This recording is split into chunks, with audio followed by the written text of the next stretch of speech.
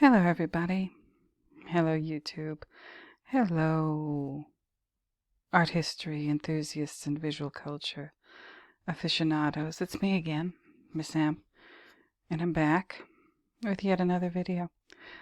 Today, I don't know exactly what it is that I'm going to accomplish in this video. I just felt the need to talk something through. And it's not necessarily, well, yeah, what am I saying? It is Shining related, but it's more Kubrick related. Because there's one part of The Shining that kind of is bothering me, but in a good way. And I want to do this video to kind of try and think it through, talk it through, and figure it out. Uh, excuse me. Ooh. I had some dry chicken before I started recording this video, and maybe that's caught in my throat. My goodness, it was dry. But excuse me. But before I get into any of that, let me just go ahead and do my church announcements. Returning viewers, thank you for returning. New viewers, thank you for being new. Subscribers, all 576 of you, thank you so much for subscribing. Please don't forget to like, comment, subscribe, and share the video if you know anybody who might enjoy this. And also consider if you're into it or whatever, I have a tip jar now underneath the video. So if you want to use it, feel free. And that's about it. I'm working on this video tonight. Again, it's just something I need to talk through. I'm not claiming to be right about anything. I'm claiming, actually not much. I'm just kind of exploring, trying to understand what's going on with this movie and where all our Stanley is trying to take us, mentally, intellectually, possibly even spiritually. I don't know, but it's just something that's been bugging me about The Shining, and I'm not even going to show you a picture of it in this video. I'm going to show you pictures of the websites that I'm using as my kind of source material in this video. So there's that. And you can never say about me that I don't cite my sources. Don't you dare. There are plenty of people who don't. I don't know why I felt compelled to say that right now, but it's a thing. It's a fact. There are plenty of people who think that their ideas are their own, and they are not.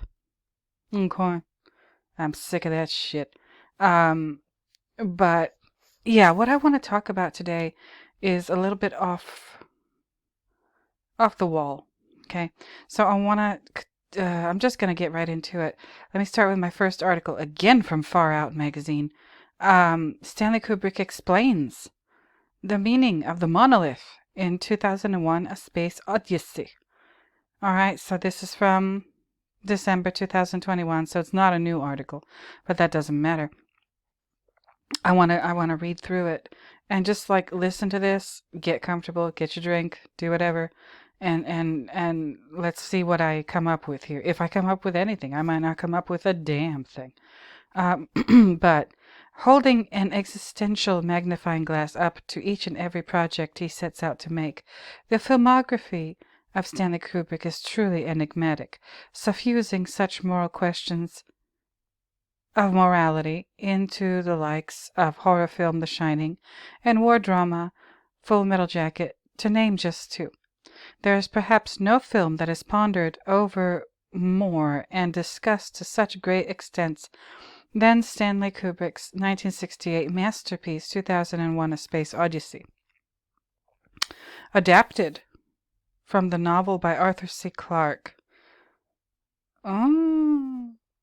What? Wait a minute, I gotta stop right here. I don't know whether or not this is true. 'Cause from my understanding, Arthur C. Clarke wrote the novel while the movie was being made, so it's actually the other way around, like Arthur C. Clarke's Space Odyssey books are inspired by Stanley's movie, not the other way around. But never mind that right now. Oh boy. Adapted from the novel by Arthur C. Clarke, Stanley Kubrick's film is a visionary journey through the timeline of humanity that discusses the concepts of regeneration, religion, and technological advancements. A feat of great cinematic marvel, Kubrick's vision is truly unparalleled, creating the benchmark to which every modern filmmaker aims to reach, from Christopher Nolan to Denis Villeneuve. Okay.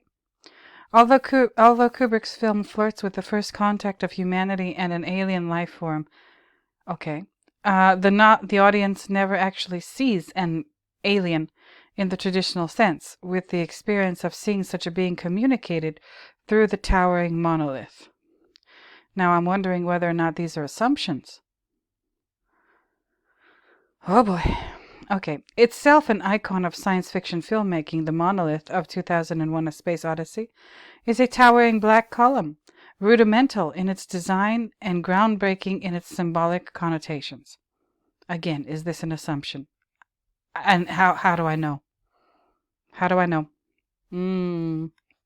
Okay. Famously tight-lipped about the particular meaning of his film's specific details, Stanley Kubrick revealed the thinking behind the monolith in an interview with film writer Joseph Gelmis in 1969. Asked about the lack of a typical alien presence in the film, Kubrick replied, "From the very outset of work on the film, we all discussed means of photographically depicting an extraterrestrial creature in a manner that would be as mind-boggling as the being itself." Okay. In the same sentiment as fantasy writer H.P. Lovecraft, Kubrick wished to obscure the sight of the alien being with the knowledge that anything he conjured could not match the power of the imagination, noting, "It soon became apparent that you cannot imagine the unimaginable." Interesting. As a result, Kubrick created the black monolith, the antithesis to wild creativity that is paradoxically an innovative masterstroke. As Stanley Kubrick explained, all you can do is try to represent it in an artistic manner that will convey something of its quality, making reference to the monolith's intimidating size and terrifying unknown impetus. Continuing, the filmmaker added, "That's why we settled on the black monolith, which is, of course, it's in itself something of a Jungian archetype, and also a pretty fair example of quote-unquote minimal art." Okay. So the man himself, Stanley, says that the monolith, they settled on it to represent, I guess, what was it here? An alien presence, an extraterrestrial creature. Okay, so he settled on the black monolith because you can't imagine the unimaginable, and the black monolith is itself something of a Jungian archetype. Also a pretty fair example of minimal art. Okay, that's a lot. That's a lot to think about just right there. My goodness. Revealing that the monolith is inspired by the theory of Jungian archetypes devised by Carl Jung. This concept is defined by images and themes that derive from the collective unconscious. Okay. Jung believed that certain symbols from different cultures are often very similar, as they have been developed from archetypes shared by a collective human unconscious.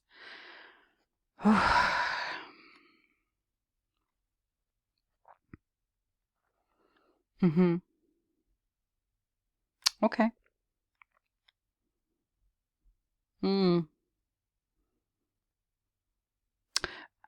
I don't know if you all see a problem with that statement, or this idea that allegedly Jung believed that all these symbols from different cultures are very similar because they developed from archetypes shared by a collective human unconscious. Like, how did Jung know that?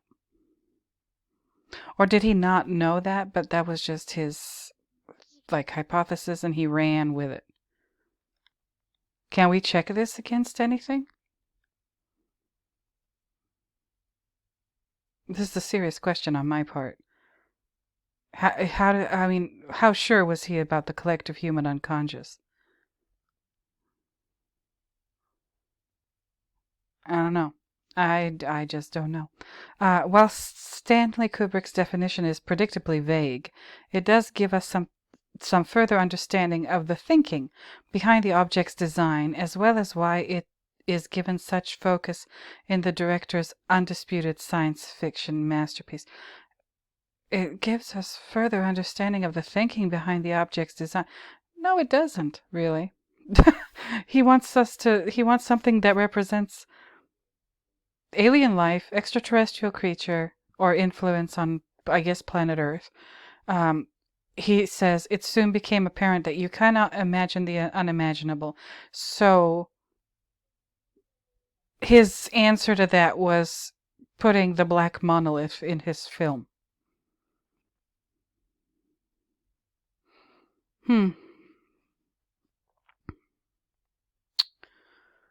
Oh my God.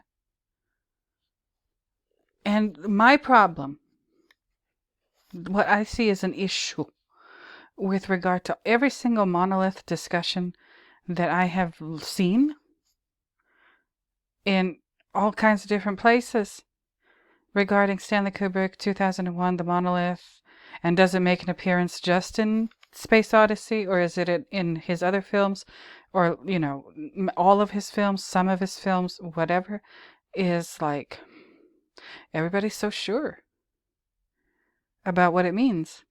And, like, why? Why are they so sure? I've heard that argument, or I don't even know if it's an argument, it's just an assertion that the monolith is supposed to mimic the dimensions of a film screen in a movie theater.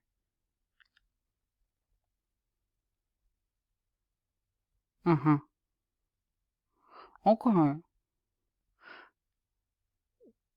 And that people expect the people who put that out, or say that they think that the discussion is over. It's over. Where, the monolith is the same dimensions as the film screen. No, it's not. For the love of Pete, it is not. But that's just been taken up by people, and they've decided they like that explanation, and end of story. There's nothing else to say about it, is there? I don't like that shit. I do not like that kind of monolithic thinking. That makes me angry. Very, very angry. So here I am making this video. I don't even know what the... Oh, Lord.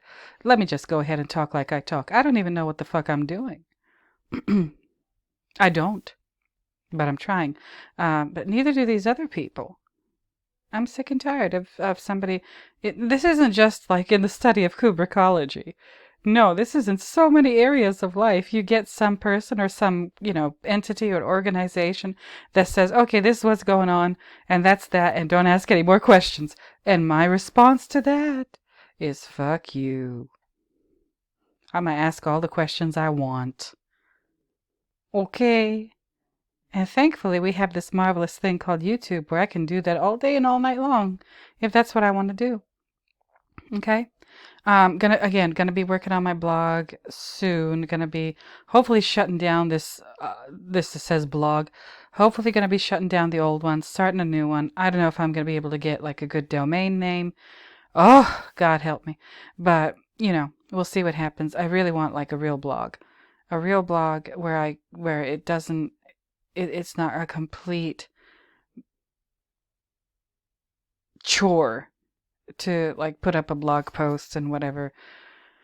I'll let you know. I will definitely let you know.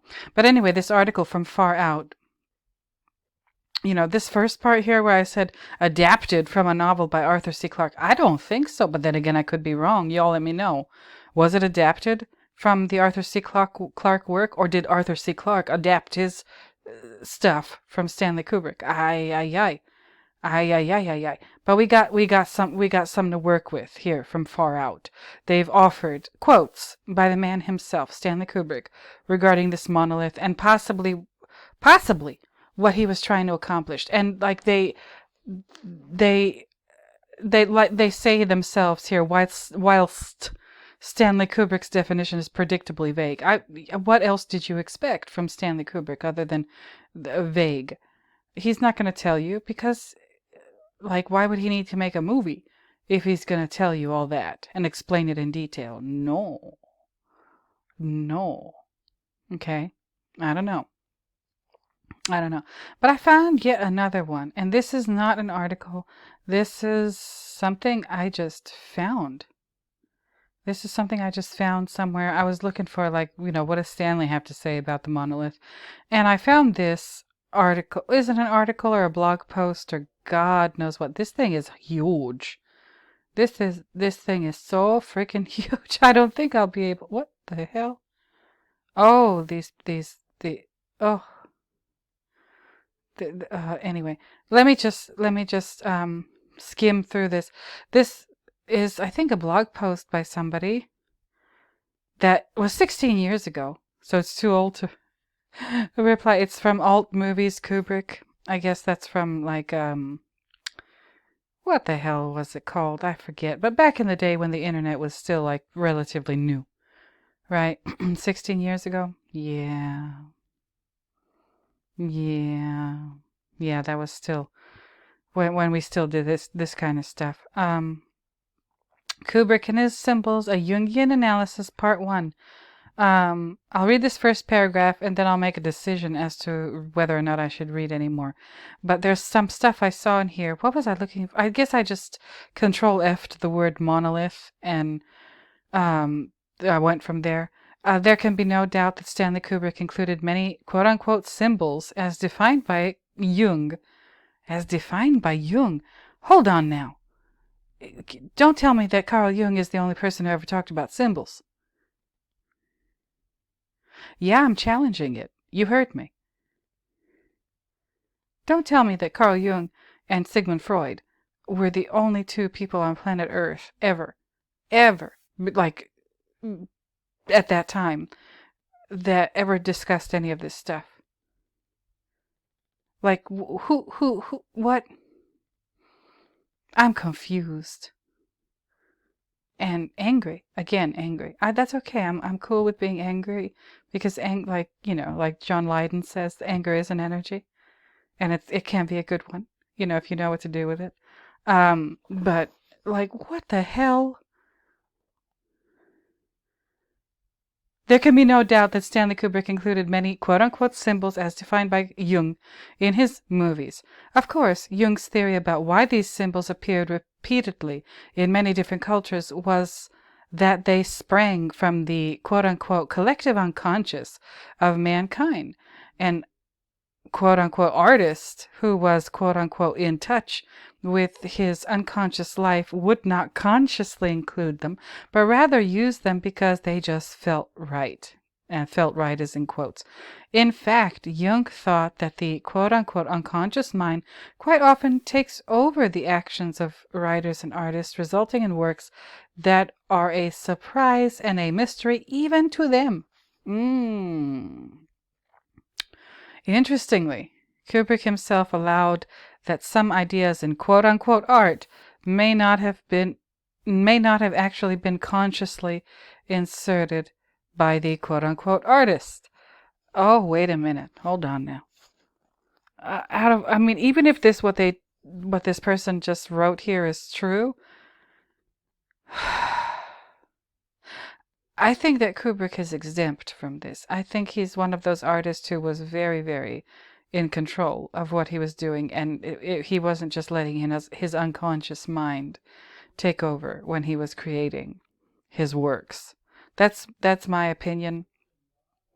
And I think there are a lot of artists who do not fit this definition in this first paragraph of artists who are just kind of subject to this symbolism thing as defined by Jung. and they have no control over their writing or the kind of imagery they're creating or whatever. No. Like some of them, yeah, probably. I wouldn't be surprised if some of them were, but I don't want to take that kind of agency away from artists because that's condescending as fuck. That's insulting to artists. Um, when people say, especially to like big name people like Stanley Kubrick, David Lynch, Pablo Picasso, Salvador Dali, Andy Warhol, uh, the Renaissance masters, you name it. Like these people weren't in control of their own minds because of, what Jung said. I don't know about that. That bugs me. That bugs me like pretty seriously. All right, I'm back. I had to take a little break. Fucking interruptions. Okay, here we are. And where did I leave off? Okay. Says here, interestingly, Kubrick himself allowed that some ideas in art may not have actually been consciously inserted by the artist. Okay, all right. Um, there's a lot going on in this discussion that a lot of people, in my opinion, are missing because they've simply accepted things that have been fed to them. Again, like where Jung and his archetypes, like, where does that really come from? I don't know where it really comes from. I'm not saying that I know. I'm saying that I have questions. I'm saying that I have questions, that I am suspicious and curious, and something about the commonly accepted version of this thing bugs me in a way that I don't know if I can even like fully articulate.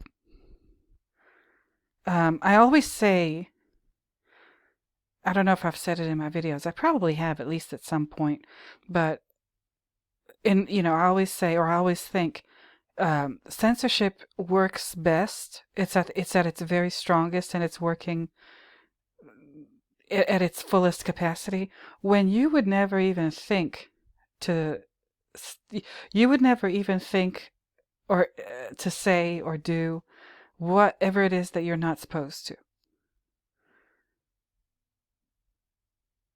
I don't know if that makes sense, but you would never, like, the thoughts that you're not supposed to have would never even form in your mind. Something that we people cannot identify or describe or explain or understand is preventing us from thinking in a certain direction. I think that is partially a result of censorship that we're not even aware of, because whoever or whatever is doing it is so good at it. Now, with regard to Jung, let me just offer this at this point in the video. What if Stanley is making fun of Carl Jung? What if he doesn't really believe in that, in the archetypes, or the commonly accepted explanation of symbolism and how it works?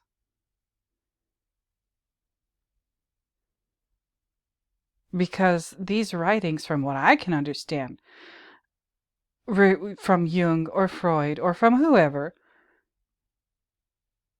they basically talk about it like it's something that simply can't be changed. Like that's the way it is, and that's it, and that's that, and that's all, and just don't try to um, think about it in any way other than you've been told to. I mean, my understanding of Stanley, from what I've read, from what I've observed as an individual and as an artist, I don't think he would just accept shit like that. I think he would turn that over in his head a little bit. But, that's just me. I could be wrong. But what if like ultimately again, maybe the whole archetypes and symbolism thing is a product of whatever it is that's wrong with this world. And maybe Stanley is fighting fire with fire in his own way in his movies. I don't know. But I'm offering that as a possibility. I think it's a possibility. Okay, this is why I make these videos the way I do. I talk it through, but I also think it through because I don't have, y'all, if you're new to this, if you're new to my channel, if you're new to my videos, um, I don't do notes. I don't do a script. I don't rehearse anything. I line up my tabs here and I switch the thing on and I start talking. And I don't even know what I'm going to say sometimes. I don't even know what kind of thoughts I'm going to have sometimes, but I'm going to express them. And I just expressed that now. What if Stanley is maybe not necessarily making fun, but he's challenging and questioning this established system of thought. And he's maybe even questioning, like, where does it come from? Why is it here? Who put it here? Like, and why? What is its purpose? Is it to help people or to just have a nice, convenient, easy, simple explanation for shit that cannot be explained in a nice, easy, simple way? You got to admit, like Jungian archetypes and symbolism, that's a nice, neat little explanation. And then that's meant to have you, the person reading it, say, oh, okay, so that's what's going on. All right, case closed. I don't believe in that. Personally, I think there's more going on.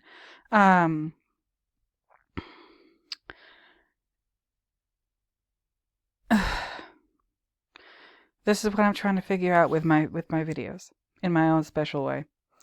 Anyway, this second paragraph, however, it is always stated that Kubrick was an extremely well-read individual on a multitude of topics, and we know for a fact that he had at least passing knowledge of Jung's writings by the late 1960s, referring to the Black Monolith in 2001 as something of a Jungian archetype. That wording is interesting, something of a Jungian archetype. He's not saying it is a Jungian archetype, or it can be defined or explained or understood by studying Jungian he says something of a Jungian archetype. So similar to a Jungian archetype?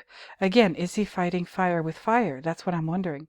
And the writer goes on, and he did specifically include a reference to Jung in the movie Full Metal Jacket, which had several images that can be interpreted as Jungian symbols. Okay, like what are they?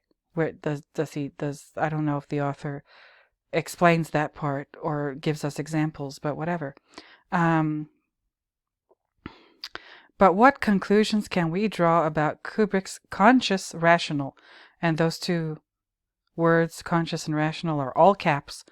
Conscious rational thoughts in relation to Jung's opinions throughout his entire filmography. What parallels can we find between Jung's writings and Kubrick's own commentary and his well-documented method of creating movies? Just because his method is documented doesn't mean it's understandable. And there's probably plenty of stuff that Stanley Kubrick did not say out loud because he's not about to give the game away like that. Anyway, and just as a little bit of fun, maybe stir some stuff up, how might have Jung diagnosed the neuroses of Stanley Kubrick? Oh, I don't think that Stanley Kubrick would have submitted to that. His widely discussed, real, debatable, and admitted eccentric personality traits. This pisses me off because this is yet another, like his wife talked about it in that interview that I read to you in some video. Hold on, it's here. I think it says Kubrick family interview. I think, yeah, reading a Kubrick family interview. Christiane was angry about precisely this shit. She's eccentric, like the way he ate his food, or like his work schedule, or the way he did his work. Like there is a concerted effort It seems to me, anyway, to make Stanley Kubrick look like a maniac. And Christian and his daughters, who were being interviewed in that same interview from that I read here, go ahead and check it out if you want to, reading a Kubrick family interview, that there are people who just said dumb shit about him that may or may have not been true, and in an effort to make him look like a nut job. Why? And it's not me really saying that. I mean, I assumed, but like his wife and his daughters in that interview basically pointed it out. Like the stuff they would say about him was just ridiculous. And there's plenty of stuff out there about him that's just not true. And then there's stuff about him that, yeah, it is true, but is hugely exaggerated. And the interpretations are absolutely ridiculous. That's his wife and his daughters, the people closest to him in this world. That's them talking in that interview. Shortly after he died, by the way. Like, they were still, like, dealing with their grief of losing him. And on top of that, people writing, saying absolutely ridiculous shit about him.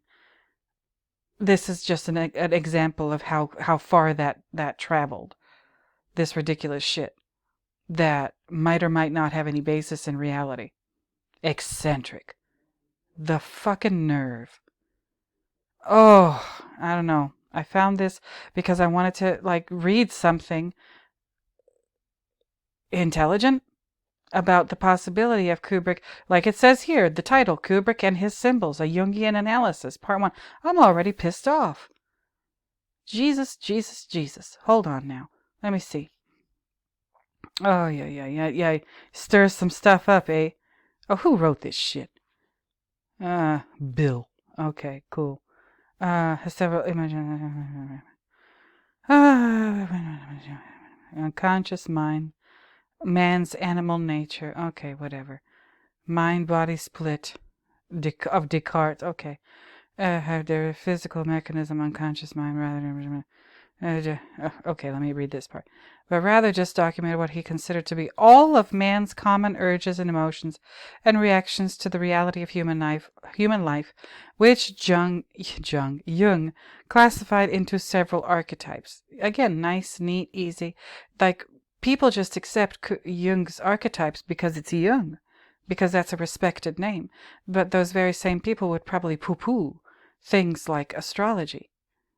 And saying like, oh, if you're a Scorpio, then you're like, they all act the same. If they're born, if a person's born between this and that date of the year, all those people are basically the same.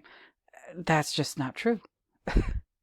And maybe these archetypes are just not true in the same way and for the same reason. That's what I'm kind of getting at. Oh, Lord. I don't know. Wait a minute. Oh, again with the primitives. I'm reading this. I think he's talking about Jung, tended to subscribe to the widely held belief that primitives, technologically non-advanced people, including children, were more naturally in tune with their unconscious emotions and thus less naturally neurotic. Again, the primitives and children have not been exposed to civilization yet. That's the problem. Culture is the problem. That's the problem that I believe Stanley is trying to address, at least partially, in his movies. Okay? He saw modern man in general as an extreme form of a thinking personality trait with the destructive, irrational shadow behaviors of alcoholism, drug addiction, pornography, prostitution, etc. Now, again, we're talking about Jung here. I am starting to really, really see what I said a minute ago about maybe Kubrick is challenging shit like this and fighting fire with fire. That was just me, like, making a stab at something. Like, I'm starting to believe it more and more. People take the Red Book seriously. I don't. I really don't. If I'm offending somebody, I apologize if you're offended, but I'm not going to take back what I'm saying. How I feel is how I feel. what I see is what I see. And something ain't right. Something ain't right.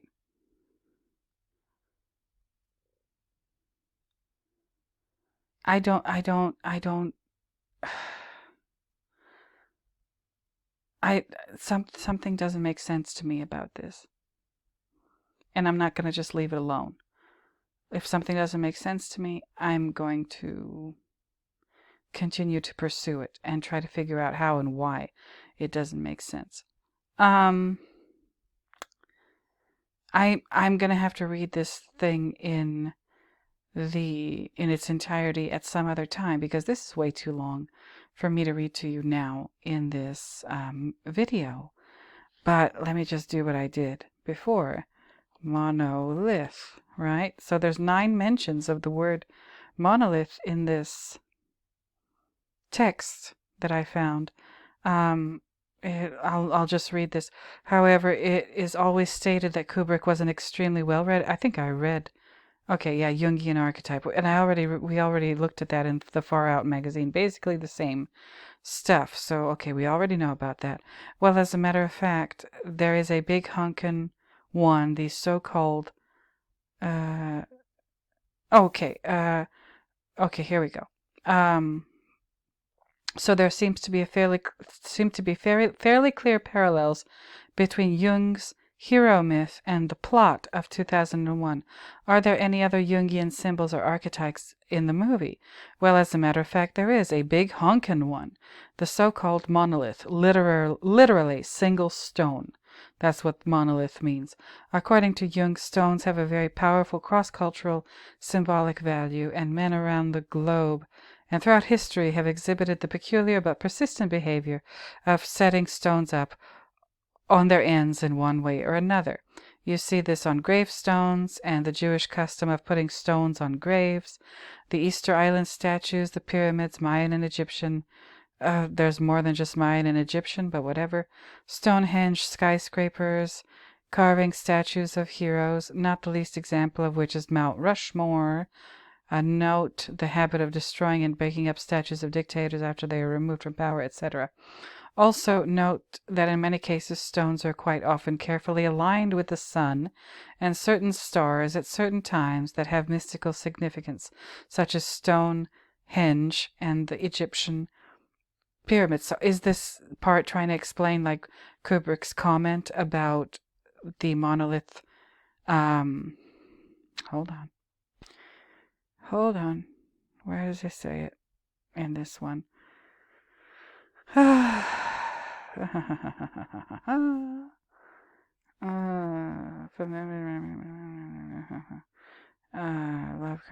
Kubrick wished to obscure. Where the hell is it? Oh yeah, there. That's why we settled on the black monolith, which is, of course, in itself something of a Jungian archetype, and also a pretty fair example of minimal art. Why would he want to express or feature something that can be, in his own words, described as minimal art in 2001? Like, that's interesting. But anyway, the black monolith, which is, of course, in itself something of a Jungian archetype. Okay. And are there any Jungian symbols or archetypes in the movie? Well, as a matter of fact, there is a big honkin' one, the so-called monolith. Kubrick himself says something of a Jungian archetype. He doesn't say that it's a Jungian archetype. He says something, so it can be compared to the Jungian archetype. And I don't know, anybody out there listening, watching, who has a deeper understanding or knowledge of Carl Jung and his writings and his theories and whatever, if you can find it. I looked, but I was unsuccessful in finding it. But then again, maybe I don't know where to look. But if you can find any bit of writing by Carl Jung or somebody analyzing or interpreting Carl Jung or anything like that, where Carl Jung says that a rock, a piece of stone, is symbolic of anything, please let me know. Because again, I looked, but maybe I didn't look hard enough. And Kubrick says something of a Jungian archetype. The black monolith, which is, of course, in itself, something of a Jungian archetype. Okay. So Kubrick's the one that mentioned Jung. So we've got something going on here. Now, this person here writes that in Jungian terms, stones generally symbolize the permanent and immutable wisdom and unknowable essence of the universe. In short, the quote-unquote God archetype. Okay. Now, it would be awesome if this person put a little note that said where they got that information. Because I'm sorry, I can't just take somebody's word for it. I don't know why. I just don't know why. When somebody makes a statement like that, especially like this, and they don't tell you where they found that or where they read that or where that comes from, I'm automatically suspicious. That's just me, though. Maybe I've had a difficult life and people have lied to me repeatedly, and that's why. That's why I'm so darn suspicious and skeptical about things, because you can't just make a statement like that and not provide a citation. I am so sorry. You got to do better. Whoever wrote this thing, you do better. I don't give a shit. Remember that Clark joked. Oh, wait a minute. God archetype, yeah. And setting a stone on its end serves as a symbolic guidepost to a man's connection to this universal mystery. Is this the writer just making shit up? Or again, where they get that from? So the image of the black stone improbably standing upright has immediate mythic emotional impact, according to Jung. Where does this whole paragraph, there's not much of it, but there's I need to know the source of this. I know this person didn't come up with that on their own. Or if they did come up with that maybe they did come up with that on their own, but based on what? Ooh, Lord. Okay, remember that Clark joked that they had made a quote-unquote religious movie, but certainly there was no specific known theology represented. Rather, the movie seemed to present a novel quote-unquote religious myth, previously unknown to any culture or society. But it still seemed to curiously arouse a strong mystical emotion in many viewers. As Kubrick himself said, if the film stirs the emotions and penetrates the subconscious of the viewer, if it stimulates, however inchoately, his mythological and religious yearnings and impulses, then it has succeeded. So this person is taking this statement by Kubrick and interpreting that to mean that he made a religious movie. Absolutely not. He's challenging religion. This is my hypothesis that I'm sticking to until I see evidence to the contrary, which I haven't yet. He's fighting fire with fire. Stanley Kubrick is fighting fire with regard to religion and mythology. In so many different ways. And I believe he's not just limiting that to religion or mythology as the common definition of that goes. Belief in a higher power or mythological stories or afterlife or whatever. He's talking, I believe that Kubrick is addressing and possibly challenging anything that looks like a religion, even if it isn't commonly acknowledged or experienced or recognized as such. Okay? We have religious thinking in every aspect of life. Every single last aspect of life that we are unaware of, because nobody tells us it's religion, because religion is its own category. Religion is just a belief in, again, gods and goddesses, deities that do crazy shit up in heaven and mess with people and those mythological stories. No. Religion is a set of rules and regulations for your behavior. and what you're supposed to talk about, what you're not supposed to talk about, what you're allowed to do, what you're not allowed to do. And that isn't limited to just religions or mythologies or whatever that are recognized as such. That can extend to things like psychology. Freud and Jung. That can extend to politics. That can extend to philosophy. That can extend to science. A belief in science, well, that's essentially a religion. If you believe that science has all the answers, you might as well substitute the word science with the word God. So that, and that I could go on and on with examples. Maybe that's what Stanley was trying to challenge. Not just religions themselves, but any place, any area of life where that kind of thinking has or is present and has been present since day one, because it's all based on religion. Our language is based on religion. The language that we use to talk about things and identify and describe and explain things, all religious, all based on religion. Maybe not obviously, but it's there. That's why understanding language is so important. Or trying to, anyway. And that's why I think that Stanley plays with language too. Like I said, the Zayn thing, like from the lobby of the Overlook, and I'm sure there are maybe more examples of that. Okay, and again, it was confirmed for me because it's not just the lobby of the Overlook; it's the barracks in Full Metal Jacket. Okay, Zayn is the 7th letter of the Hebrew alphabet, and there's a number 7 on the top of the column in the barracks of Full Metal Jacket, like Stanley. Thank you, Stanley. But anyway, so let me find where else he talks about the monolith. Jungian symbols, monolith. Okay. In a well-known story about the movie, what is this? It may have succeeded too well.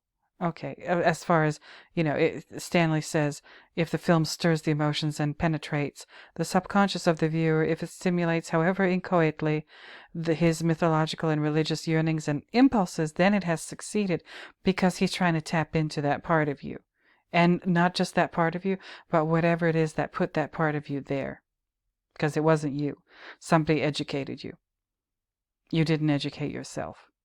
Okay, so then this person goes on. In a well-known story about the movie, it may have succeeded too well. Allegedly, at one screening, a young viewer, possibly under the influence, screamed, "It's God!" when the image of the monolith appeared and ran towards and crashed right through the screen. Again, I need sources. I need where did they get this story? Certainly many viewers, possibly the majority, immediately interpreted the monolith as God and not as the alien machine it quote unquote literally was. You see what's wrong with this statement. The majority of viewers interpreted the monolith as God. Who says? Like, where does that come from? Again, I need sources. And not the alien machine it literally was. Okay. Oh. Ooh, problems. So many problems. Okay. Note that in the novel he co-wrote. Note that, down here, the yellow. Note that in the novel he co-wrote with Arthur C. Clarke, the monolith wasn't so much a single stone, but rather an animated teaching machine that taught the monkeys how to use tools.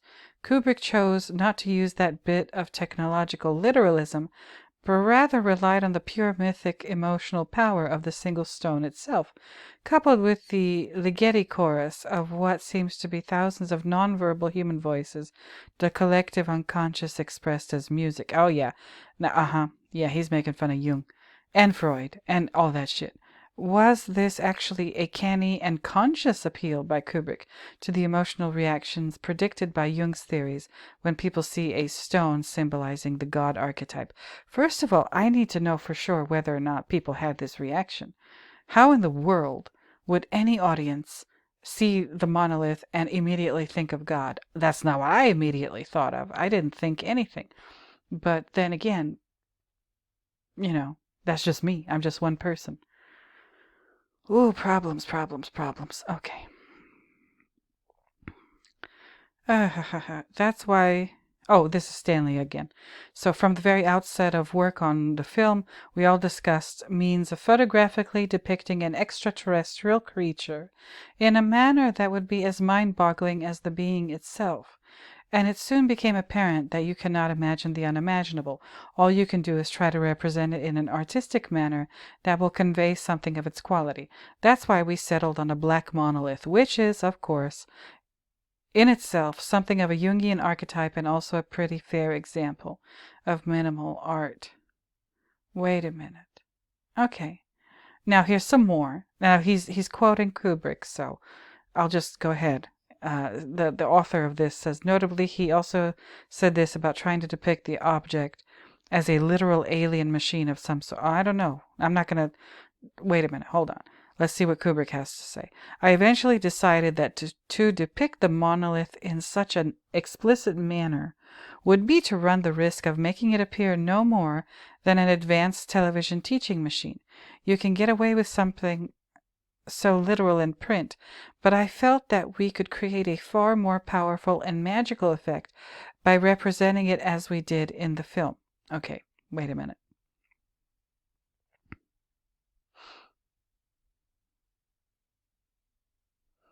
So he didn't want to run the risk of making it appear no more than an advanced television teaching machine. That means it is more than just an advanced television teaching machine. Okay.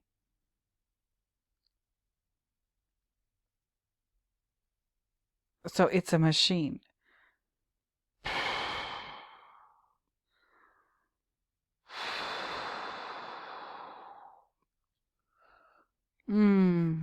Something is going on here.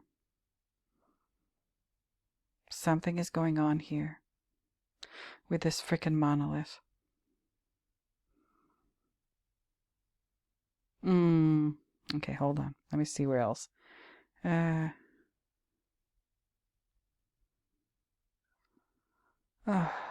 Okay. Okay, let me just... Where's the quotes? Okay, these are the quotes by Kubrick. Are there any more quotes by Kubrick?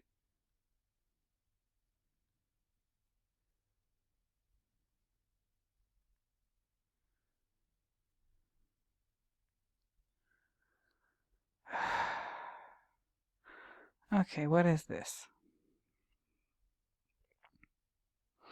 Okay, I'll read this because it's a quote by Stanley. Okay. I will say that the God concept is at the heart of 2001, but not any traditional anthropomorphic image of God.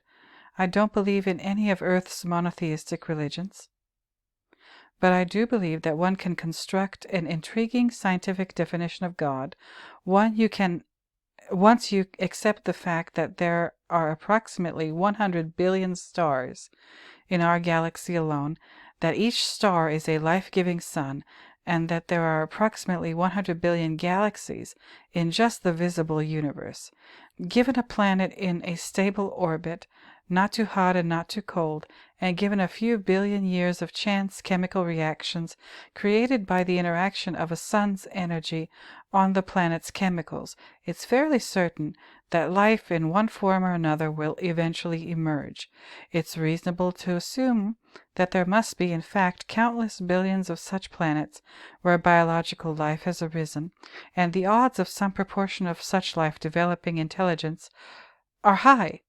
Now, the sun is by no means an old star, and its planets are mere children in cosmic age, so it seems likely that there are billions of planets in the universe, not only where intelligent life is on a lower scale than man, but other billions where it is approximately equal, and others still where it is hundreds of thousands of millions of years in advance of us.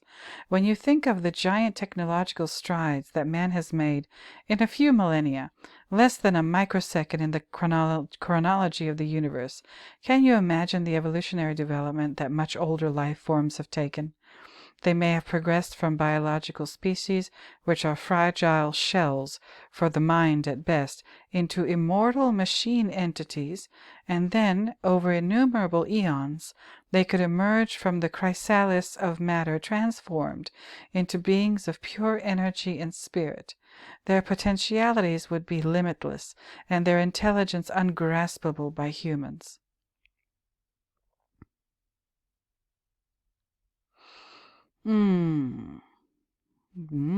Okay. And then after that he went on to say, I don't have the slightest doubt that to tell a story like this you couldn't do it with words. Interesting. Okay. If man, and this is another one by Stanley, if man really sat back and thought about his impending termination, and his terrifying insignificance and aloneness in the cosmos, he would surely go mad, or succumb to a numbing sense of futility. Why, he might ask himself, should he bother to write a great symphony, or strive to make a living, or even to love another, when he is no more than a momentary microbe on a dust mote whirling through the unimaginable immensity of space? That's Stanley talking. Now,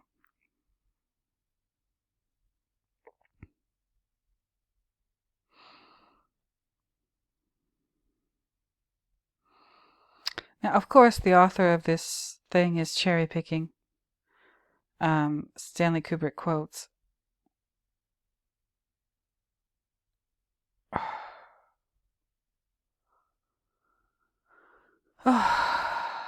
There's another quote by Stanley here. Oh my goodness, there's a lot of quotes here. Okay, I'm gonna have to come back to this in another video. Stanley Kubrick says, sometimes the truth of a thing is not so much the think of it, but the feel of it. Is that what he's trying to do in his movies? Okay. Now, again, I'm going to have to come back to this thing at some other time in, when I'm doing videos. Okay. And now I'm concentrating on the monolith here. In this video, I'm already almost at 1 hour. So let me get into it, right? Let me really get into it. That was all prep. These first two articles were all prep to get you thinking. Here's the Wikipedia article for the word or thing, I don't know, monolith. Let me read it to you. And it's indisputable that, like Stanley Kubrick calls it, himself, he calls it the monolith. Okay, so here it is. A monolith is a geological feature consisting of a single massive stone or rock, such as some mountains. For instance, Savandurga mountain is a monolith mountain in India. Erosion usually exposes the geological formations, which are often made of very hard and solid igneous or metamorphic rock.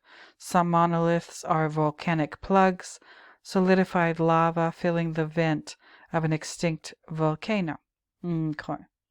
The word derives via the Latin monolithus from the ancient Greek word monolithos, from monos, meaning one or single, and lithos, meaning stone.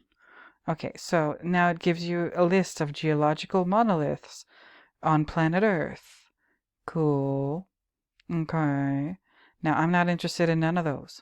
I'm interested in this. Monumental monoliths, which you'll find a list of here. A structure. What's a monumental monolith? A structure which has been excavated as a unit from a surrounding matrix or outcropping of rock. Now, it has a bunch of them here. Aztec calendar stone, the stone of the sun. The Church of St. George in Lalibela, Ethiopia, is one of a number of monolithic churches in Ethiopia. I'm not even going to try to pronounce this one. Obelisks. I guess those are monoliths too. But I'm going to come back to that in a little while. Now, I wanted to leave this link for you here. This is where I looked for I looked for. There's no monolith here. I can't even find a discussion of rocks on this page of Jungian archetypes. Mostly talks about the stages of life, actualization and complexes. Okay, stages of life, general developments of the context, ethology and attachment theory, biology, psychoanalysis, of course, neurology, literary criticism. Okay. It seems to have taken like a very, very strong hold, these ideas, in psychology, in literary criticism, and so on and so forth, like in modern popular culture. You can read through this all you want.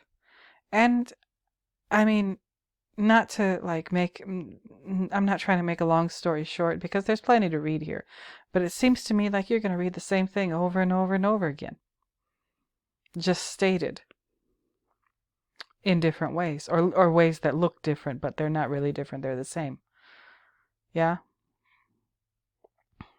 So I'll leave that in the description for you to look at, Jungian archetypes. And this kind of leaves off from my latest video, which was was it? Oh, no, not this one. Codex Kubrickianus, Carl Jung, The Red Book, and The Shining. So go ahead. That's where that video kind of leaves off. You can go ahead and explore this on your own. This is what I really wanted to talk about, or really wanted to showcase here. It has a page, yo. It has a Wikipedia page, Monolith, in parentheses, Space Odyssey. And it says here, in Arthur C. Clarke's Space Odyssey series, monoliths are machines in black cuboids whose sides extend in the precise ratio of 1 to 4 to 9, or 1 squared to 2 squared to 3 squared, built by an unseen extraterrestrial species whom Clarke dubbed the Firstborn, and who he suggests are the earliest highly intelligent species to evolve in the Milky Way. In the series of novels and the films based on these, 3 monoliths are discovered in the solar system by Australopithecines and their human descendants. The response of the characters to their discovery drives the plot of the series. It also influences the fictional history of the series, particularly by encouraging humanity to progress with technological development. The first monolith appears at the beginning of the story, set 4 million years before the present era. It is discovered by a group of Australopithecines and triggers a shift in evolution. Why? That makes no sense at all. But never mind. Starting with the ability to use tools and weaponry. Okay. It is later revealed that thousands of other monoliths exist elsewhere in the galaxy. Okay. Something of a Jungian archetype. Isn't that what Stanley said? Yeah. Something of a Jungian archetype. Okay. All right. Now, the species that built the monoliths is never described in detail, but some knowledge of its existence is given to Dave Bowman after he is transported by the Stargate to the Cosmic Zoo, as detailed in the 1968 novel 2001: A Space Odyssey and its 1982 sequel 2010: Odyssey 2. The existence of this species is only hypothesized by the rest of humanity, but it is obvious because the monolith was immediately identified as an artifact of non-human origin. Okay. Now it says here, the publisher of this stuff is Stanley Kubrick Productions. Okay. First appearance 2001: A Space Odyssey, created by Stanley Kubrick and Arthur C. Clarke. All right. Again, you could read the rest of this if you want to. So what is going on here?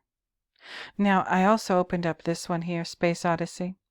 The Space Odyssey series is a series of science fiction novels by the writer Arthur C. Clarke.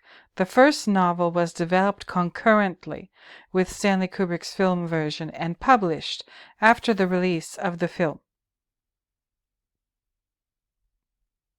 Okay, that's why I said I don't think that Stanley was inspired by Arthur C. Clarke. I think it was the other way around. The second was made into a feature film released in 1984, respectively. Two of Clarke's early short stories have tied to the series. Okay. All right. What the hell? What in the world? What's going on? Why did Stanley have Arthur C. Clarke do this?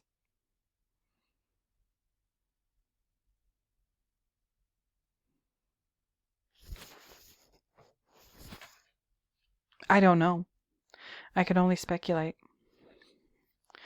Something is telling me that, like, maybe Stanley wanted a written text to accompany this book. Or not this book, sorry. He wanted a written text to accompany the movie 2001: A Space Odyssey. Maybe for the same reason that written texts accompany religious ideas and images. Is that what he was trying to do? I don't know. But I'm just putting this here so you can see. Now, I need to take a little break. I've been talking for, over an hour. But I'm not done, y'all. I'm not done. This is important. Here's the next few things that I'm going to look at. This is an article by Zyvex Labs. It's their blog. They missed the point! Exclamation point. Incredible undetected mistake in Arthur C. Clarke's novel 2001: A Space Odyssey. This is from May of 2017. I will share this with you, at least a little bit of it, or to give you an idea of what's going on. Okay? We're going to talk about Q sports. We sure are. And this. What is the standard pool table size? And a couple more things. So, y'all stay tuned. I'm not done. I don't know how long this next part is going to take me, but hopefully it's worth it. So, we'll see. See you in a... Oh, I'll be back in a second. Hold on. All right, I'm back. Okay, here we are. Hopefully at the home stretch. Let's see what else we got here. So, now, wait, where was the thing? Hold on. Oh, yes, this thing. All right, so, the Monolith and Space Odyssey. In Arthur C. Clarke's Space Odyssey series, monoliths are machines in black cuboids whose sides extend in the precise ratio of 1 to 4 to 9, 1 squared to 2 squared to 3 squared, built by an unseen extraterrestrial species, whom Clarke dubbed the Firstborn, and who he suggests are the earliest highly intelligent species to evolve in the Milky Way. Now, I told you about this article. I don't know what Zyvex Labs is. I hope it's nothing horrible. But the title of this thing caught my eye. And it's a pretty short little blog, right? They missed the point. Incredible undetected mistake in Arthur C. Clarke's novel 2001: A Space Odyssey. Now, who's the author of this? Oh, the president of Zyvex Labs, John N. Randall, Ph.D. Now, what does he say here? What do we not know? Because these measurements are taken as basically canon regarding the Monolith and Space Odyssey. Now, it says here in Arthur C. Clarke's. Okay. It says created by Stanley Kubrick and Arthur C. Clarke. I don't know how much Kubrick had to do with this, the writing of this. Did he just hand it over? The writing of these books, or this book in particular, to Arthur C. Clarke, and Arthur C. Clarke is the one who came up with these measurements? Or what's, like, I don't know what's going on with this. Because, like, what the hell? What the hell? Right? In the novel, when the monolith is excavated and examined, it is found to be a black cuboid. Cuboid? Okay. Whose sides extend in the precise ratio of 1 to 4 to 9. Its measurements are given in the novel as 1.25 feet by 5 feet by 11 feet. Actually a ratio of 1 to 4 to 8 to 8. What? The monolith is sitting on a platform of the same material above undisturbed rock, Clark suggests that the sequence or ratio extends past the 3 known spatial dimensions into much higher dimensions. Okay. Now, this person here who wrote this thing said, they missed the point. Arthur C. Clarke wrote 2001: A Space Odyssey. At the same time, he was collaborating with Stanley Kubrick on the screenplay to the highly influential movie. They went to great lengths to get the science right in the book and the movie. So it is amazing that a blatant mathematical error in the book seems to have gone unnoticed for almost 4 decades.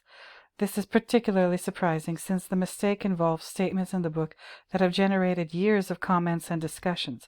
Now, what I want to know is this here actually a ratio of 1 to 4 to 8 to 8, which is, we can very quickly see in this paragraph. This is from 2017. Now, this little not sequence, but this little part here, they don't provide any source for this. Did they get caught or something? And then they finally put this little, tack this on to the end of the sentence, actually of ratio of 1 to 4 to 8 to 8. I don't know. Hold on one second. Okay. All right, let me keep it moving. The statements in chapter 31 are about the mysterious monolith found on the moon. The monolith was 11 feet in height and 1 1/4 by 5 feet in cross section. When its dimensions were checked with great care, they were found to be the exact ratio of 1 to 4 to 9, the squares of the first 3 integers. That's a quote from the book. Over the past 4 decades, intense discussion about the significance of these ratios has taken place, as well as, inexplicably, heated debates over the fact that 1 is not a prime number, despite the fact that Clarke never said prime numbers. Stunningly, it seems everyone has missed the fact that 1 1/4 to 5 to 11 is not 1 to 4 to 9, it's 1 to 4 to 8.8. The fact that Arthur C. Clarke could make such a blatant error can be explained, or at least excused, by the fact that he didn't really care about the actual numbers.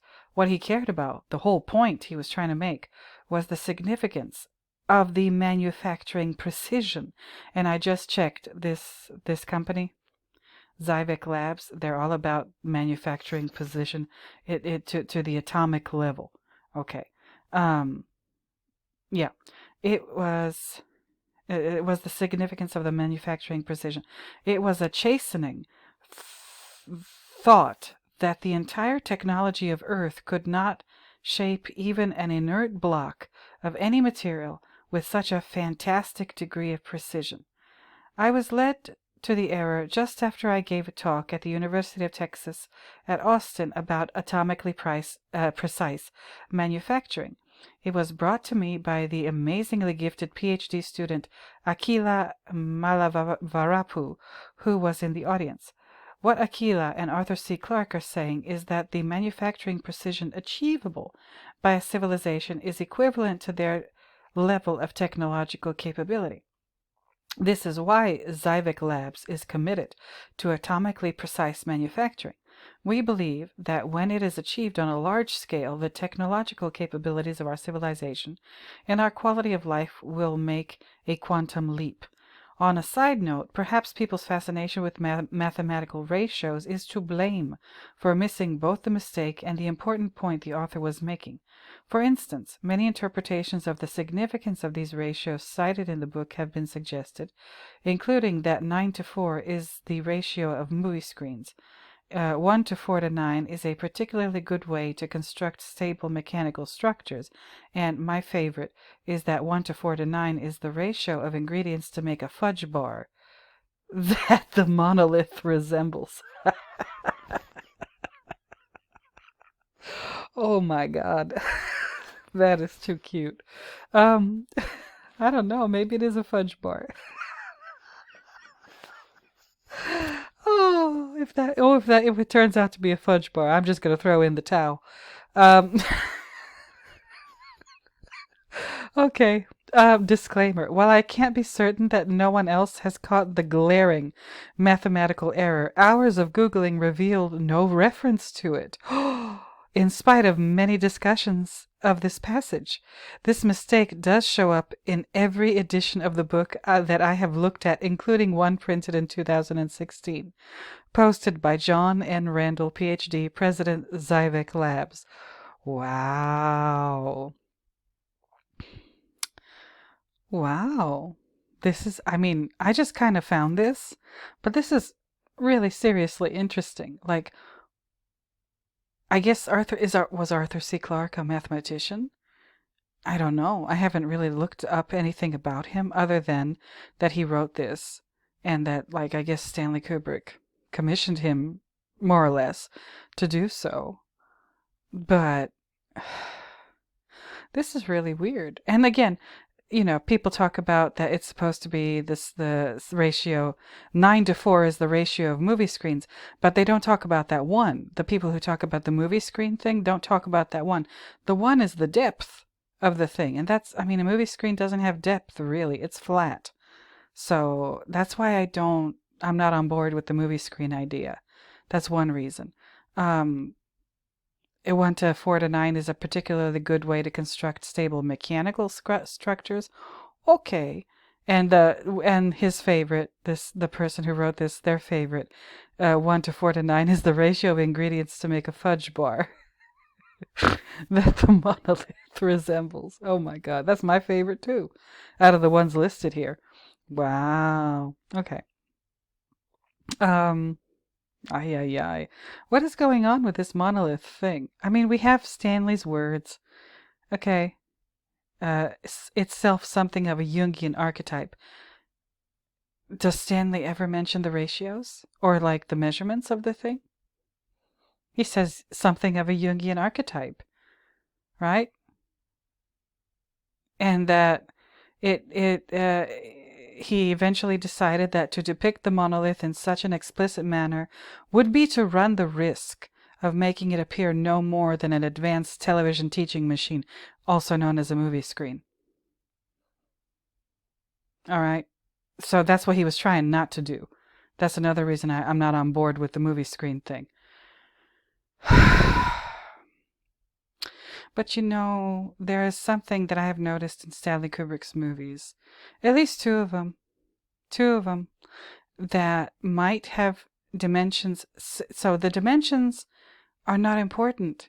The reason that Arthur C. Clarke fixates on the dimensions or the ratios of the measurements is just to highlight the idea that this thing could not have been made by human beings at the time because they didn't have the technology. Okay, cool. But that the inclusion of math or pseudo-math or whatever is there for that reason. Now, I said I'm not on board with the movie screen thing. I've said two reasons why. But I here's a couple of possibilities. Okay? So if you've stuck with me throughout this whole video and you made it to this point, here's your reward for doing so. Okay? This thing. Now, Q Sports. Yeah? And billiards redirects to this page. So, Q Sports are a wide variety of games of skill played with a cue. What's a cue? Well, there it is. A cue stick, right? Like pool, which is used to strike billiard balls and therefore cause them to move around a cloth-covered table bounded by elastic bumpers known as cushions. There are three major subdivisions of games within Q Sports. Carom billiards, played on tables without pockets, typically 10 feet in length, including straight rail, balkeen, one cushion carom, three cushion billiards, artistic billiards, and four ball. There's also pool, played on 6 pocket tables of 7, 8, 9, or 10 foot length, including, among others, 8 ball, the world's most widely played cue sport, 9 ball, the dominant professional game, 10 ball, straight pool, the formerly dominant pro game, 1 pocket and bank pool. And then last but not least, snooker. Snooker, English billiards, and Russian pyramid, played on a large 6-pocket table, dimensions just under 12 feet by 6 feet, which all of which are classified separately from pool based on distinct development histories, player culture rules, and terminology. Billiards has a long history from its inception in the 15th century, with many mentions in the works of Shakespeare, including the line "Let's to billiards" in Antony and Cleopatra, and enthusiasts of the sport include Mozart, Louis XIV of France, Marie Antoinette, Immanuel Kant, Napoleon, y'all. Did you hear me? Napoleon, like Stanley wanted to make a movie about Napoleon. Apparently the studio shut it down. At least that's where I'm at right now with my research on that. It looks like the studio just said no. He was all ready to do it. He wanted to do it, and they said no on the Napoleon movie. Correct me if I'm wrong about that. I need to do a little bit more reading, but we shall see. Abraham Lincoln, Mark Twain, George Washington, French President Jules Grévy, Charles Dickens, George Armstrong Custer, Theodore Roosevelt, Lewis Carroll, W.C. Fields, Babe Ruth, Bob Hope, and Jackie Gleason.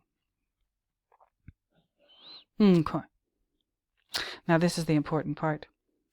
All cue sports are generally regarded to have evolved into indoor games from outdoor stick and ball lawn games, specifically those retroactively termed ground billiards.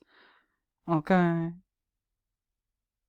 And as such, to be related to the historical game Jeu de Mal. All right.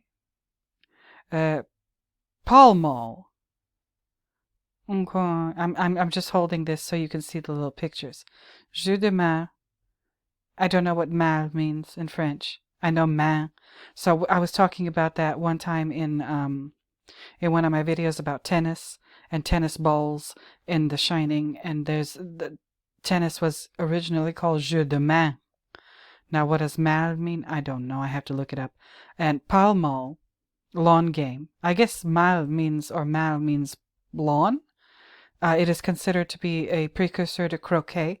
And modern truco, a form of ground billiards, croquet. Okay. And golf. Okay. And more distantly to the stickless bocce and bowls. Okay, right? I think it's in French it's called pétanque or something like that, bocce.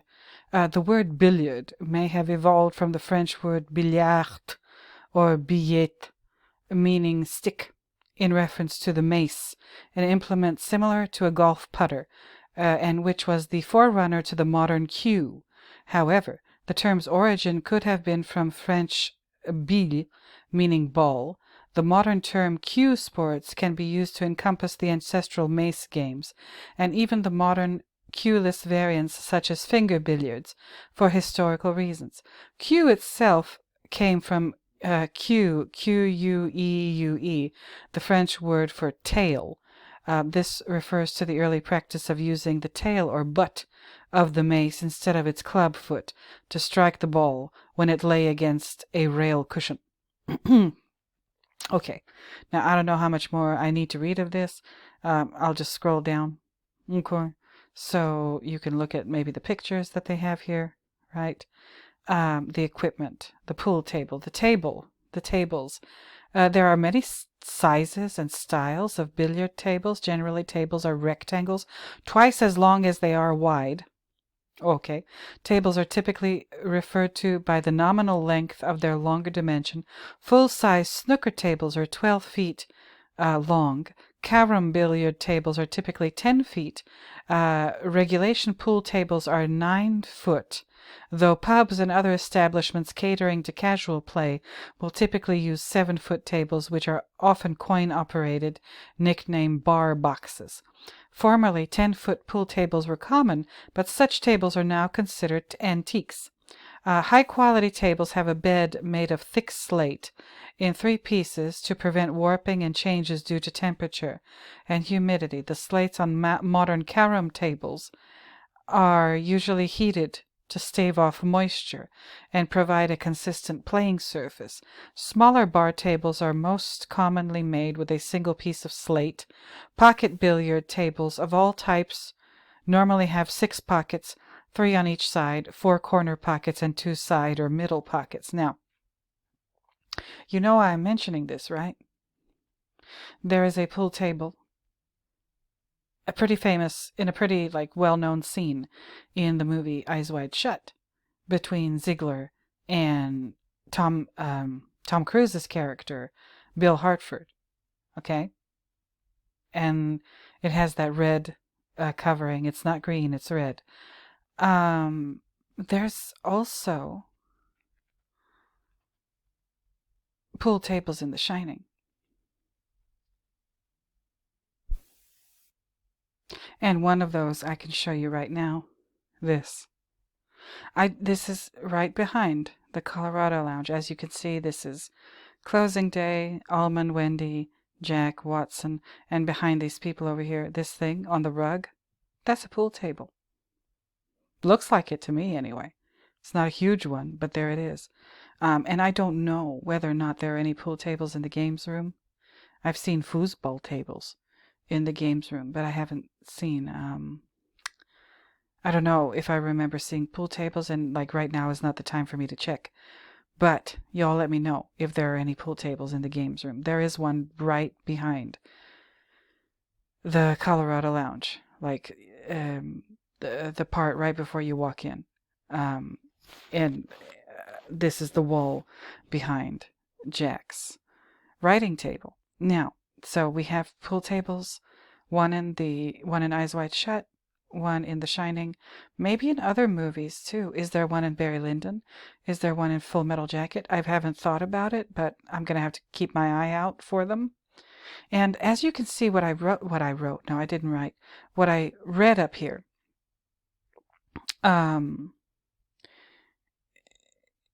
It evolved from an indoor game to an indoor game, from an outdoor game, stick and ball lawn games, such as specifically those retroactively termed ground billiards, or might be related to historical games such as jeu de main, pall mall, modern truco, croquet, and golf.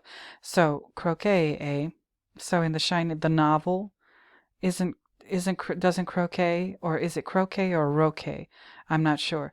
Does it play a role in the novel by Sneezy, The Shining? So, what is up with this? And why 2 places that I can easily remember seeing pool tables in Stanley Kubrick movies. The Shining, here, and we all know about that red-covered pool table in Eyes Wide Shut. Okay, so what's going on? I mean, if the monolith is the dimensions of the monolith, however inaccurate they are, according to this article, maybe it's not a movie screen for, like I said, a couple of different reasons. Maybe it's a pool table. And I found this. I know somebody whose father is a pretty well-known name in the world of playing pool. I'm going to have to ask that person the next time I see them about this kind of thing. I'll see what they have to say. But there's this article I found on Pearson Cues. I guess you can buy cues here. What is the standard pool table size? So this article looks kind of like a Wikipedia article. It mimics a Wikipedia article. Says here, there are a variety of pool table sizes. A standard pool table size is one that is between 6 and 9 feet in length. Standard pool tables are sometimes labeled as regulation pool table sizes in these varying sizes. As a result, it's understandable why many are perplexed by the discrepancies between standard and regulatory tables. Don't be concerned if this seems a little overwhelming. It's not difficult to comprehend. You can pick which size pool table is suitable for you once you understand the conventional sizes and their regular applications. Regulation pool table sizes. Because billiards is an angle-based game, this is really important in ways that might not be obvious right away. Billiards is an angle-based game. The length to width ratio of common and home pool tables is very consistent. A regulation size table is just a pool table that follows the 2-to-1 ratio required for regulation pool table sizes. Now, anyway, the pool table must thus be twice as long as it is broad. As a result, any size table can be used as long as the playing surface specifications are accurate. For example, to be deemed regulation, a table with a 44-inch width must have an 88-inch length. So it has to be twice as long as it is broad. Now, the measurements here. Not the depth, not the 1, but the 4 to 9. Okay, 4 is not half of 9. I know that. But again, we have evidence here. This person pointed it out, that somebody told him that it's not 1 to 4 to 9. It's 1 to 4 to 8.8. And this seems jarring enough so that they actually had to correct. It seems to me they actually had to correct the Wikipedia article. Oh my God. I mean, if it's 11 feet, that could be the size, the width of a pool table. 11 feet, I think, or did it say the largest one was about 10 feet? I'm not sure. But actually, it's not 1 to 4 to 9, so the actual ratio is 1 to 4 to 8.8. That's interesting, is it not? That is interesting. And the fact that pool tables, there's regulations about what sizes they can be. This is not something that you can just make up as you go along. It's true that playing on a non-standard table for any period of time makes switching to a regulation size table more difficult, even if just slightly. The measurements are incorrect. Let's take a closer look. Okay, we're not going to read all of this, but they show these gorgeous pictures of pool tables in homes and in what looks like a bar or a pub, and the cues and the balls and the whole thing. And this is obviously an article geared toward helping people make a decision as to what they want to buy for their home, if they want to install a pool table and whatever. Still really interesting. And what it says, this first thing, where does it say? Yeah, because billiards is an angle-based game. So that's the whole point of pool, using that little white ball. Where is it? The damn thing. There it is. So you have to use your pull stick, the cue, and manipulate that and strike it in such a way that it will have an effect on all the other balls that you want it to have an effect on. So, you hit this white ball with the stick, and your aim is to make this white ball hit whatever other balls you want it to hit so that they'll end up in the pocket or whatever. I guess that's the goal of each move of a pool player, and that requires planning, strategy, skill, and so on and so forth in so many different ways. That's why we're so mesmerized by people who are good at playing pool, right? Is that a metaphor for life in some way? I don't know. I do not know. But it seems interesting, right? It seems interesting that Stanley includes pool tables in at least 2 of his movies that we know about, right? There's the pool and again, if there's pool tables, billiard tables in the games room in The Shining, let me know. I know I'm gonna check eventually, but maybe not tonight. And the fact that these have regulation, there's regulation sizes and non-regulation sizes. And regulation has to do with like the professional playing of the sport, right? And on top of that, add to that this game, pool, billiards, whatever you want to call it, is a game that evolved into an indoor game from outdoor stick and ball lawn games. And again, we don't have the outdoor croquet thing in the movie The Shining that is present in the novel. Now, in Eyes Wide Shut, there's a pool game going on between Ziegler and Tom Cruise's character. And obviously, Ziegler is the one who has the upper hand. He's got more experience, he's got more skill, and etc., etc., and more power. Okay, and that's symbolized by their discussion happening over a pool table. All right, so maybe the monolith partially is the dimensions have to do with that of like a billiards table. I don't know. There's also a couple of other possibilities. One that, I mean, this is the lesser possibility in my opinion, but there is such a thing as a false door. Okay. And this is specifically, the minute I thought of this, it was ancient Egypt that I thought of. A false door or recessed niche is an artistic representation of a door which does not function like a real door. They can be carved in a wall or painted on it. They are a common architectural element in the tombs of ancient Egypt, but appeared possibly earlier in some pre-nuragic Sardinian tombs known as Domus de Llanas. Later, they also occur in Etruscan tombs. I did a whole video about Etruscan art.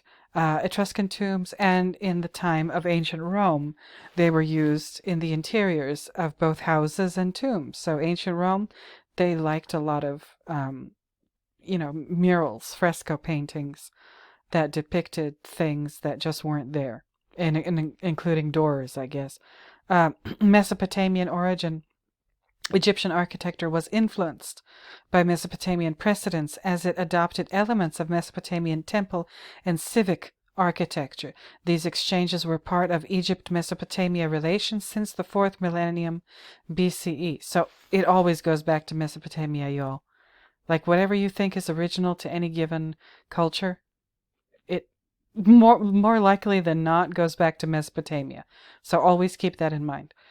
Recessed niches were characteristic of Mesopotamian temple architecture and were adopted in Egyptian architecture, especially for the design of mastaba tombs during the First Dynasty and the Second Dynasty from the time of Naqada III, period circa 3000 BCE.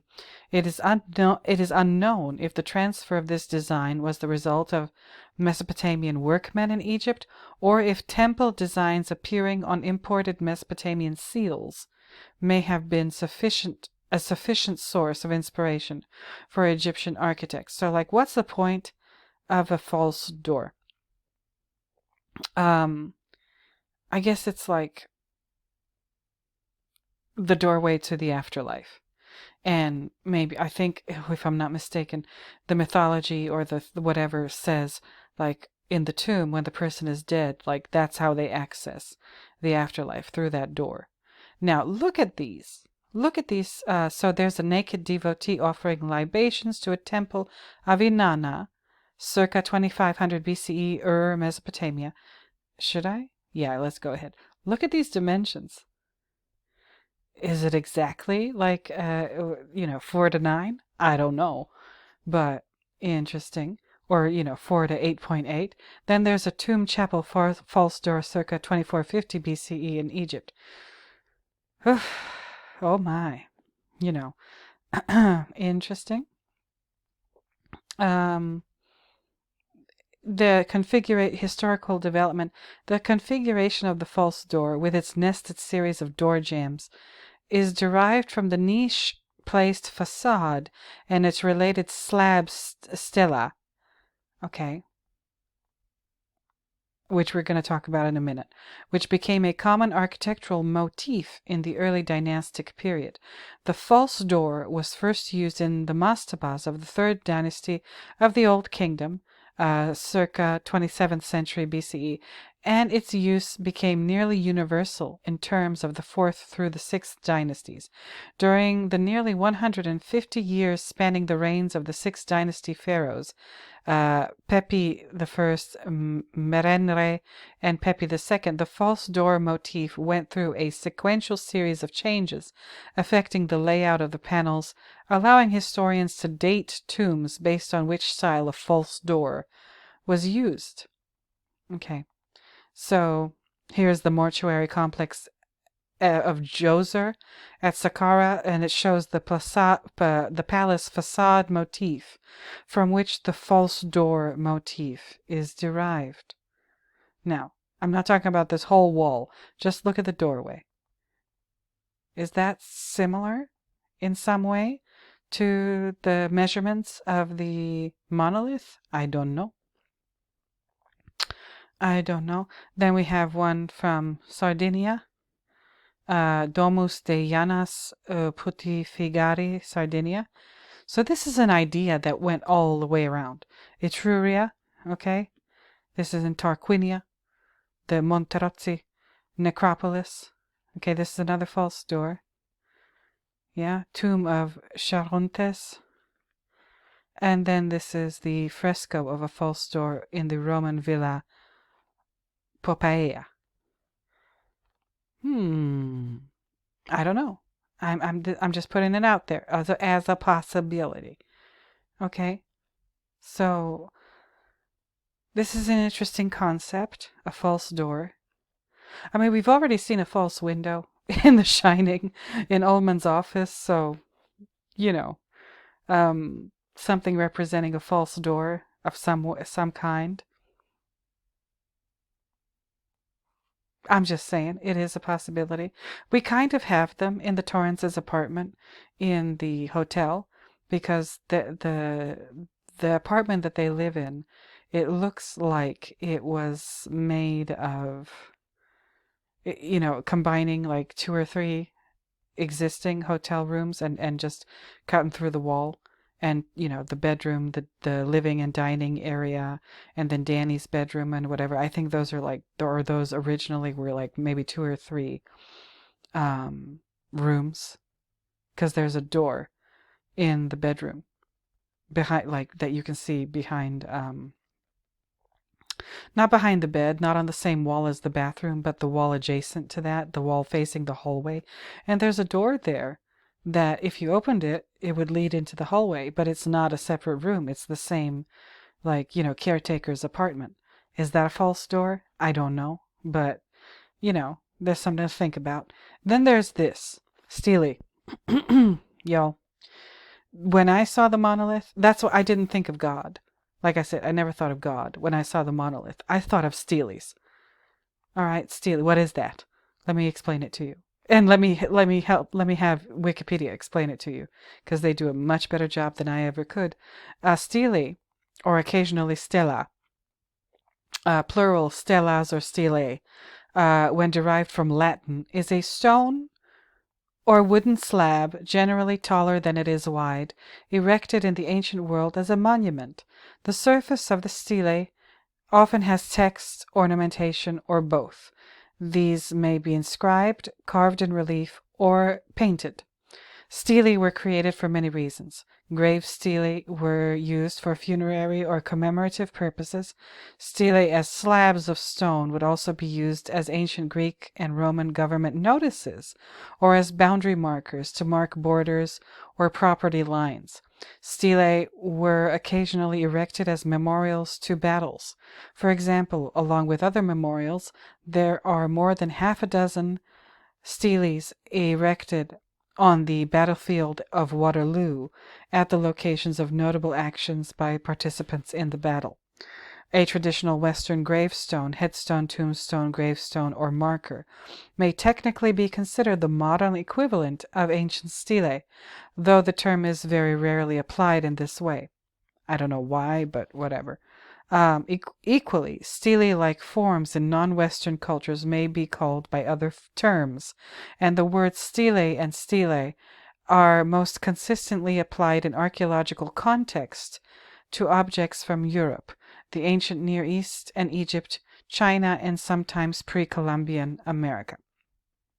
Now, steles have also been used to publish laws and decrees, to record a ruler's exploits and honors, to mark sacred territories or mortgaged properties as territorial markers, as the boundary steles of Akhenaten at Amarna, or to commemorate military victories. They were widely used in the ancient Near East, Mesopotamia, Greece, Egypt, Somalia, Eritrea, Ethiopia, and most likely independently in China and elsewhere in the Far East, and independently by Mesoamerican civilizations, notably the Olmec and Maya. Okay, so now you have a good idea of what these things are. Now let me show you a couple of examples. This is one of the ones at Waterloo. Okay, stele to the French 8th Infantry Regiment, one of the more than half a dozen steles located on the Waterloo battlefield. Okay, looks an awful lot like that monolith, don't it? I mean, if you wiped off all of the writing and everything, and if it was, completely black. Okay. Then there's this thing, stele of Shin, king of Simurum. It dates back to the Old Babylonian period. There's this, right, with writing on it. There's the Egyptian hieroglyphs on an Egyptian funerary stela in Manchester Museum. There's this one, stele of Arniadas, is an archaic period funerary stele in Corfu, Greece, found on the tomb of Arniadas, a warrior. Okay, it was to mark this person's grave. So these things, in many cases, seem to be associated with death, but not all. Like there's steles that are not about death; they're just about commemorating something. This is a Chinese one, I think. Yeah. Interesting. Chinese ink rubbings. Okay. A Mayan stele, right? There's these over here. Cambodia, Ireland, the Horn of Africa, right? A sword symbol on a stele at Tia, that's in Ethiopia. All right. King Izana stele at Aksum. My favorite, the stele of Naram-Shin, is a victory. This is to commemorate a victory. And there's some more examples down here, as you can see them. So, and this is a famous one, the Code of Hammurabi. All right, like, a Buddhist stele from China, a votive stele honoring the Thracian goddess Bandis, carved at Athens. There's this thing, the Suenos stone. What the hell is this? This is interesting. It's encased in glass for a reason. Oh my. So there's like several examples of this, and this fits like these stele. They never mentioned this in a monolith discussion. Like Stanley doesn't mention it. Nowhere that I've read mentions that you could very easily compare the monolith to these things, steles. Why? Because it's kind of obvious. To me, anyway. Like, look at these things. It's a big slab of stone, and it's, and many of them are rectangular. And, a lot of them are to commemorate a victory. Or as, like it says here, what are their purposes? A monument of some kind, right? It has text, ornamentation, or both. Grave stele are for funerary things. Stele as slabs of stone would also be used as ancient Greek and Roman government notices, boundary markers for property lines, headstone, tombstone, gravestone. So this has to do with death and or war and or laws being written so that I guess people could see them and read them, or just a public sort of announcement in stone slab or whatever form. And then, like, let's go back to this thing, right? The monolith. Okay, I just wanted to very quickly find a picture of it. And, people, I mean, when they measure this thing, are they measuring just the part that you can see above ground? Because it looks like it's stuck into the whatever this is, the ground, pretty, pretty solidly.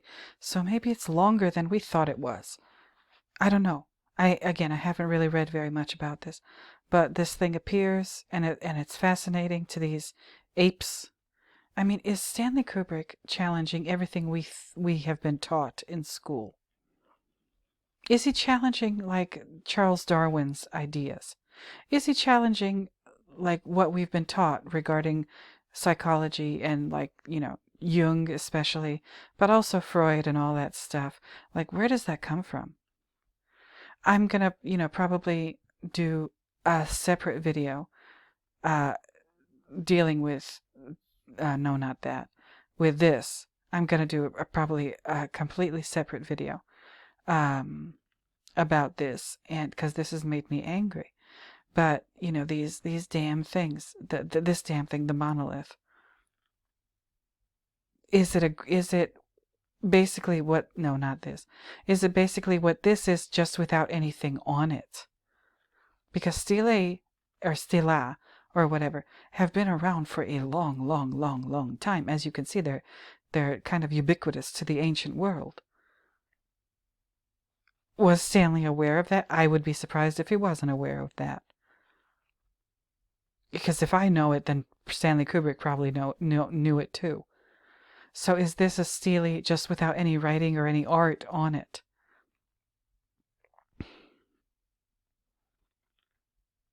Is that what's going on? It's from an alien source. So basically, Stanley, if this is an alien thing, and like Stanley's words, basically he says, yeah, depicting an extraterrestrial creature. That's what the monolith is for, depicting an extraterrestrial creature. So we don't see the creature itself, but we see what it's capable of. This thing, at the dawn of time, at least here on Earth, right? So wait a minute. This is what the extraterrestrial force is capable of. Is Stanley basically telling us the story of... Oh my god, I'm about to sound like Jay Weidner. Is Stanley basically telling us the story of the Anunnaki? Those who from heaven to earth came. Because that is Mesopotamian mythology. That basically the human race was created by aliens. Yeah, I've watched the show. Ancient Aliens. Yeah, I've read and listened to Jay Weidner's ideas about this. He could be right about that. Just because like he doesn't make sense about some other things doesn't mean that this one thing, the idea that human life on planet Earth as we know it is the result of extraterrestrial intervention. I mean, maybe Stanley was exploring that, and these monoliths are basically, this is him letting us know that this is the precursor to this, steles. And these steles, like I said, they usually have to do with death or war or laws or commemorating like some kind of victory. That's very important for everybody to know. Why somebody was victorious in battle or whatever. Stanley is an art historian. He never said it out loud. Nobody ever said it out loud. But this is telling me that he was very, very, very, very, very well aware of ancient art and like whatever prevailing theories about it were going on at the time.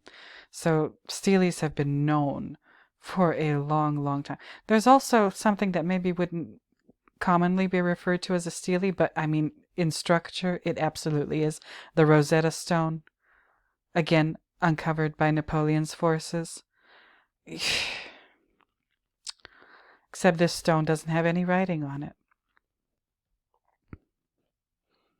Right? This is where I'm at right now. To me, in my opinion, the monolith is a stele. Period. It's not a movie screen.